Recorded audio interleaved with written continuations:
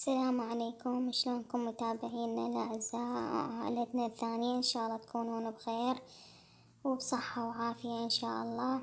رجعت لكم بهذا الفيديو عبارة عن روتين وتفريزات وهاي الشغلات.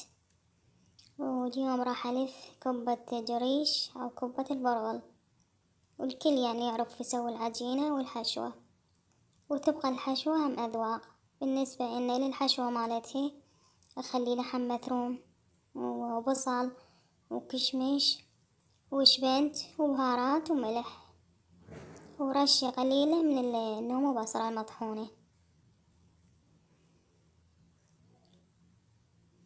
وبديت ألفيها بهذا الشكل، وحلوة واحد يفرز ويخليها بالمجمدة. أكمل كل شي ألفه وأجمده. من يجمد بعدين أشيله من الصواني وأخليه بعلاقة كبيرة أو كيس، شنو عندكم، أي شي عندكم نظيف وفرزوه. يمتى ما تحتاجونه موجود عندكم. مرات واحد يقعد متأخر ويحتار بالغدا وبالعشاء، كل شي موجود على الأقل ما نحتار. وخيرات الله موجودة، الحمد لله والشكر.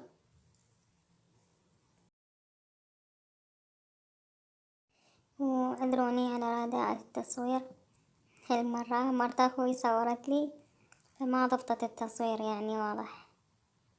وهنا أنا كملت اللف مالتهم وصار خير وبركة، الحمد لله والشكر. سويت أنا كيلو كامل، وهذا الشكل مالتهم راح أفرزهم وبعدين أخليهم بالعلالي من يجمدون يوم ثاني.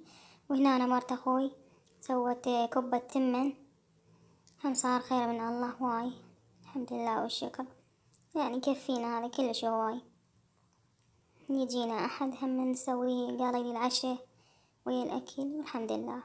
وهنا يا حبايب هم جبنا حليب وسويت من عنده هاي الروبة، والله العظيم طلعت تجنن وكلش دسمة. وطلعت من عنده هم سويت قمر. وهنا سويت هذا الطرشيل المعدل، شو تقولون عليه، نادرة مو نادرة وهذا خليت عليه أنا بطنج. وهنا اجا الغدا مالتنا، طلبنا مندي مطعم الرواب. هذا المطعم كلش الأكل مالته طيب، مطعم ومندي الرواب، واللي موجودين بالبصرة يندلونه، ودائما احنا نطلب من عندهم. طلبنا دجاجة ونص، الكبيرة ب14 والصغيرة ب9، العفو 18 والصغيرة ب9. وهذا الشكل مالتهم. سهمكم مليون عافية. وهنا كان العشاء مالتي، حبيت أسوي خفيف وجنت أنا وحدي متأخرة بالعشاء. وهنا سوينا تعتومة هذا الجبس. وسهمكم مليون عافية، واللي وصل هنا لا ينسى اللايك والاشتراك.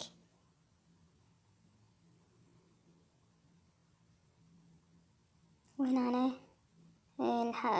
الجهال حبوا يسوون هاي السهرة ويقلدون الكبار. اليوم بالعافية عليكم، وأتمنى إذا عجبكم الفيديو. مع السلامة.